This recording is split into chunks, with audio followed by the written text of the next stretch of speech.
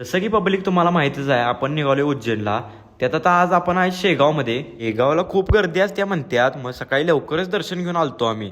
आणि मग आता जाणार होतो पुढं कुठं माहिती आहे काय, नंदुरामध्ये असलेल्या का नाही बालाजीनगरमध्ये जाणार होतो.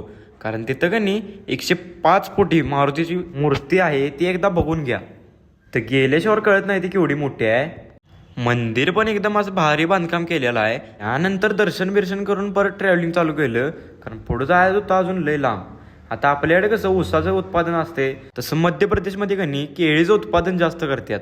4 तासाचं ट्रॅव्हलिंग करून झाले हो का नाही, मग ओंकारेश्वरला पोहोचलो आम्ही.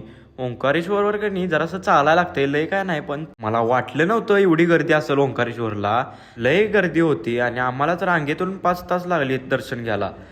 तुम्ही पण देवाचं दर्शन घ्या. आता डेकोरेशन पण एकदम असं टॉप लेवलचं केलं.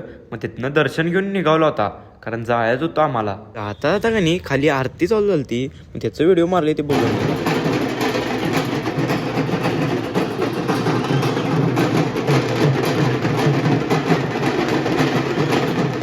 तिथेच ममलेश्वर मंदिर म्हणून आहे, त्याचं पण दर्शन घ्यायचं होतं. पण ते पण दर्शन लगेच घेतलं आणि परत निघालो.